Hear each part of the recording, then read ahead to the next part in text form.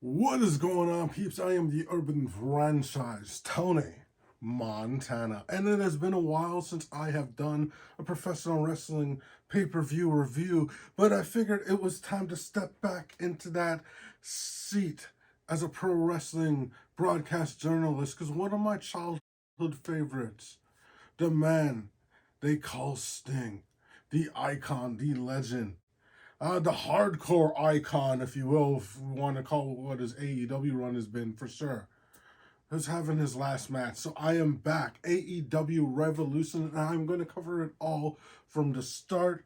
We have the 0 hour, where we started off with a huge 12-man match, where we had Private Party with them auditioning for it. They got Willie Mack in the spot right now, teaming up with that trio that's been around and been doing some things.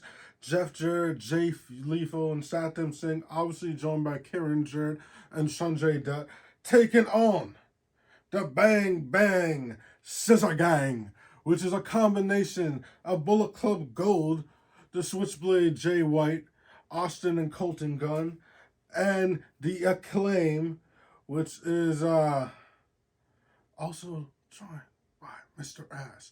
Both trio champions. The Bullet Club Gold being the Ring of Honor Trios champ, and the Acclaim and Daddy Ass being the AEW Trios champ.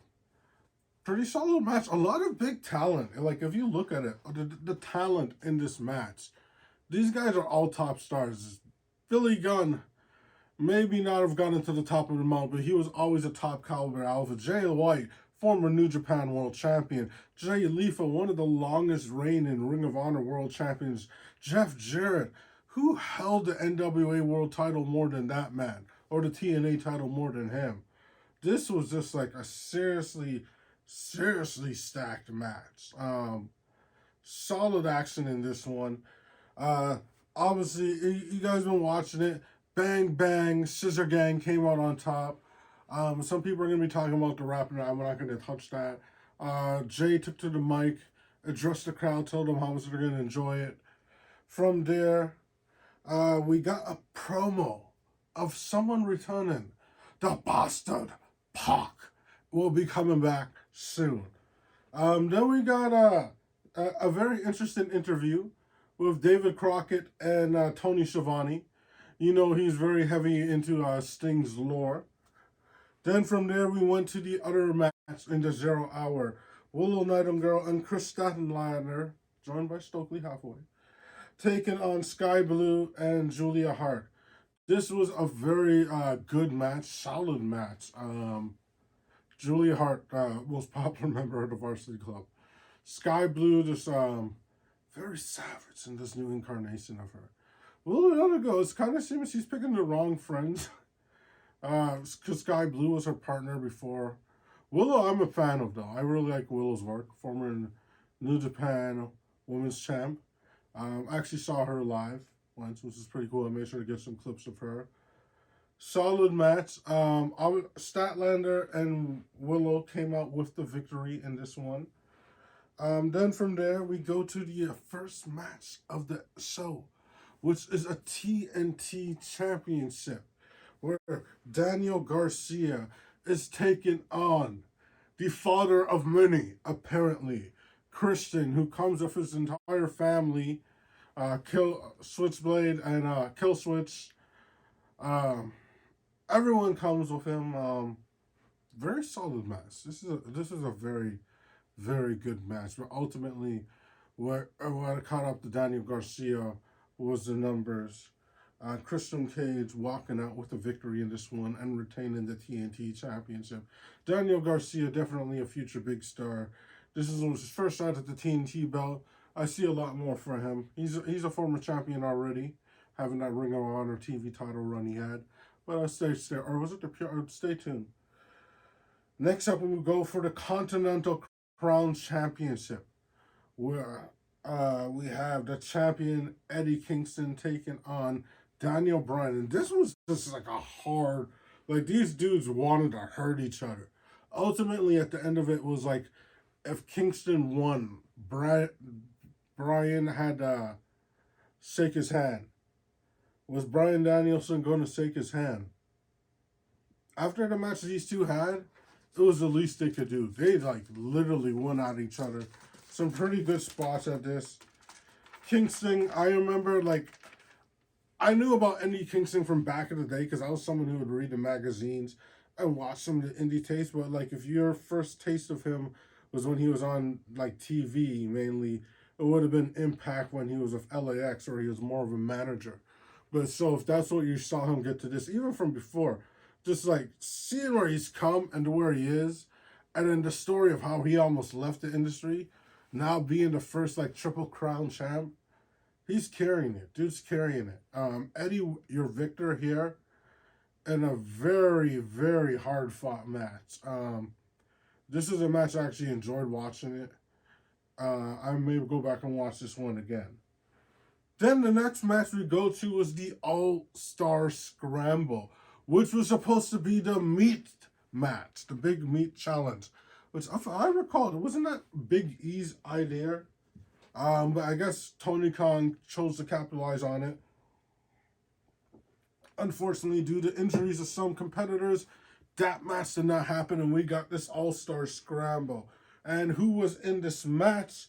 We had Wardlow, Dante Martin, who it was actually his birthday today, Chris Jericho, Powerhouse Hobbs, the Murder Hawk, Brian Cage, Hook, and Magnus. This was actually a solid match, peeps. This was just like the crowd was into this, and very early in the beginning, just some older competitors got knocked out of it, and you got all the big like body guys, and you're hearing the crowd going meat, going crazy because they wanted that Meat Madness match.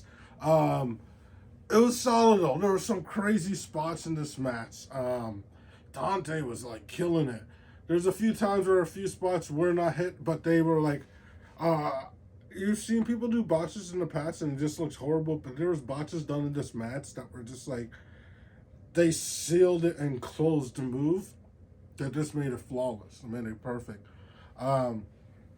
Definitely really enjoyed this match. At the end, it would ultimately come down to Wardlow coming out, representing the Undisputed Kingdom, coming out with that victory, getting that future world heavyweight title shot. Then next up, we would have the International Championship, where we would have one of the most fighting defending champions, if you will, in AEW history, just because of how long his reign has been and how fighting of a champion he has been. Orange Cassidy taking on Roderick Strong, another member of the Undisputed Kingdom. This was a solid match between the two of them. Two different styles, but this was just a really epic match. You guys definitely need to go check this one if you haven't already. When the first title change of the night, Roderick Strong is your new international champion. And keep in mind, there has not been a lot of international champions, so that is a pretty prestige group of people to be within. Next up, we had a very awesome hardcore match where we had Claudio and Mox taking FTR.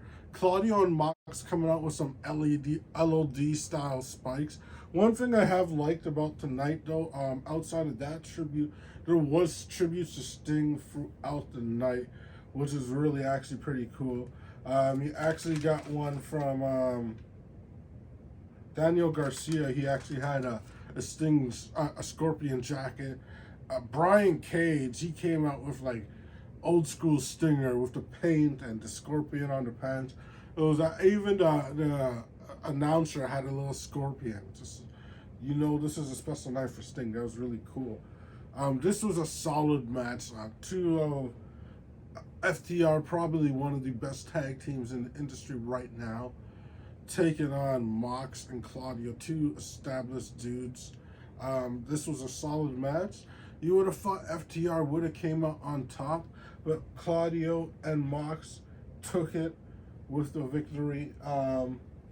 Then from there, we go to the AEW Women's Championship match, where we have the virtuosa, Deonna Purrazzo, someone who I actually recently seen live recently at Impact pay-per-view, TNA pay-per-view, as they're called now. Actually, a few of them I've seen her live. Taking on timeless Toni Storm. This was actually a solid match. Pretty cool thing in the intro was like Mariah came out dressed in Toni Storm's old school gimmick. And it just kind of threw some people, threw myself off as well. Toni Storm came out. Obviously, this was just a crazy back and forth match. This was one of those matches just like frustrated some people watching it, I'm sure. Whereas Luther kind of distracted the referee right as timeless Toni Storm actually tapped out. She tapped. She should have lost the belt. But that actually gave Luther's distraction, gave her the opportunity to switch it around and hit the pile driver on the Virtuosa and secure the victory to retain the Women's Championship. But this is one of those matches where it was like, holy shit. But you know what? I'm a Toni Storm fan, so I actually liked it. I dig it. Next up, we had two members of the Don Callis family taking on each other. And that would be Will Ospreay and Konosuke Takeshita. This was a fucking solid match. Like, seriously, Ospreay, I'm a big fan of. He obviously, he came on my radar a long time ago. That match with Ricochet back in the day, that was just like the first like spot fest. I was like, holy shit, that was fucking bad. But then seeing how serious he has gotten, that match in Toronto with Omega, seeing him actually win that was just like, holy crap. This match was just like crazy, seeing the two of them go at it. Crazy back and forth. And then there's a spot where he got dropped on his like lower back, or he was having a thing, and he shot a bruise. Tiger Driver 1991. Then the Hidden Blade and Ospreay with the victory. This was just like a solid match. Kyle Fletcher came out. Oh, I forgot to mention, Kyle O'Reilly actually came back earlier when Roderick Strong got the victory. I should have mentioned that Kyle O'Reilly. I was meant to say when I said this, the return of the step-ins of Kyle's, but yeah, Kyle O'Reilly came out after Roderick came. They offered him a T-shirt to the Undisputed Kingdom, and he kind of just turned it off, whispered something to Roderick, and rocked away. When he walked out, I like legit thought he was a fan. It just looked like a fan. He grew his hair out. Next up, we go to the AEW World Heavyweight Championship match, where we have Swerve Strickland, Hangman Adam Page, challenging Samoa Joe for the AEW Championship. Peeps, this was like the match where I could not take my eyes away from the screen. This was like one of the best matches of the night. Crowd was told, this was like Swerve country. They booed the hell out of Hangman in this one. This was an epic match. Some crazy friggin' spots in this match. This one, if you don't want to watch this pay-per-view, this is a match where you guys gotta watch this. Solid three-way match. These three went on. Hangman was like on a mission to make sure Swerve did not win. Swerve was just like hitting so many crazy spots. At one point, it's just like you kind of saw, because he has been in that kind of like, he obviously a heel, but then he's like, the fans love him. They loved him in this. He had the chance to take Nana's crown, and he's like, nah, I don't need it. And he went in, and I see that face run coming. Hangman being the one going with the finish and the tap out, and the story being like, he tapped out early, and Swerve was just like, what the fuck? Like, you could have held it, and it was almost like Hangman lost just to make sure, he tapped out fast just to make sure Swerve wouldn't win. This is good storytelling. Swerve, they kind of hinted at him being the first African-American AEW champion. peeps, I'm calling it. It's happening before the end of the year. Swerve, it will be the first AEW African American champion. Stay tuned for it. You're gonna see a change in him and his character, and it's just gonna carry a run that is gonna be unfucking deniable. This is like this one thing that Tony Khan's been on the money with. Then from there we go to the main event of the evening. AEW Tag Team Championship, where we have Darby Allin and the man they call Sting, one of the biggest legends. Very awesome opening package for his intro. Very awesome thing where they had his sons come out and dress up in his old looks. Him going with the current Crow look he's using, obviously. But then one son coming out with the old Surfer Sting look, one coming out with the Wolfpack look. Very cool. Taking on Nicholas and Matthew Jackson, the EVPs of AEW. This peeps was another match where I was absolutely glued to the screen, and I'm sure many of you were. These are all people in the ring that you just gotta absolutely appreciate. Sting. I don't know if it was right, but I read today that he's 64. He has been on one of the most hardcore, and he's been the icon, he's been the superstar. I remember when I was a kid, he was Surfer Sting, and he was all cool. Then when I became a teenager, he went into the Crow look and became the cool, badass character. I was such a big fan of it. I actually, it did not come off at school in high school, but I actually had this one winter jacket. It wasn't really a trench coat, but I kind of wore it. And then I had a baseball bat that I just wrapped in electrical tape to make it all black. And I'd walk around with it to be like Sting, because I was actually him for a Halloween once. But yeah, Sting, the Crow Sting, and then there was the Joker Sting, there was the Wolfpack Sting, main event Mafia Sting. Then we had the WWE Sting, and then Sting now in AEW. He's been hardcore in his flipping 60s, doing table spots, doing flips jumping off of ladders, going through glass, literally put through glass. Like during this match, there's like one point where Darby went through this glass plate. His back was like just sliced the hell up from all the broken glass. Kind of would have been a song. It's like, okay, let's not use these glass plates. Nope. Sting, the 64-year-old badass, is like, yeah, we are going to do this. He went through the glass plate. Sting is a friggin' legend. To still go like that.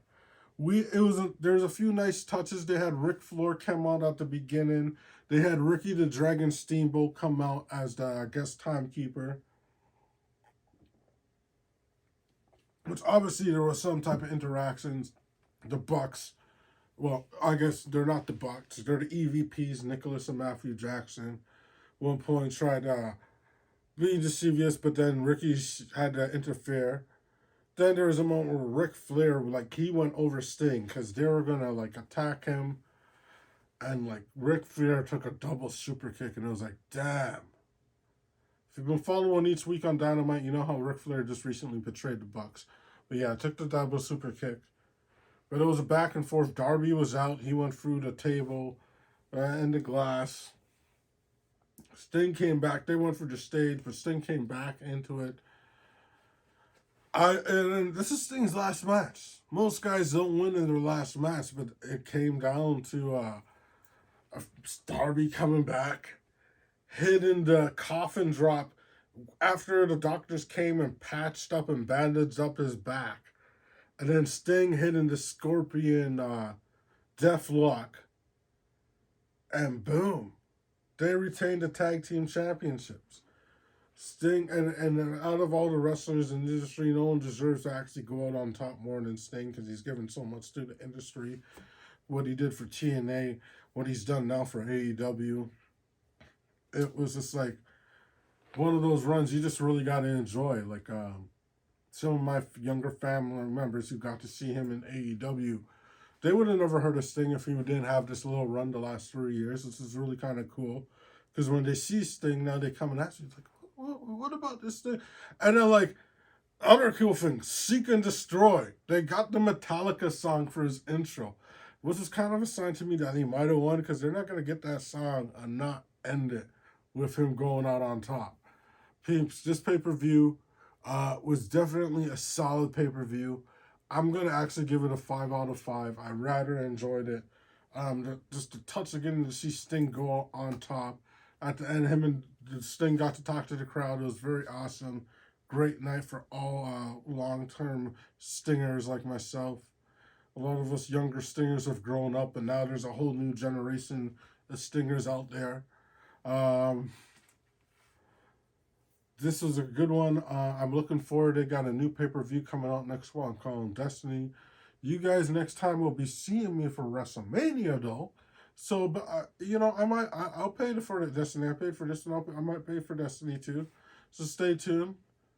Let me know what you guys thought in the comments.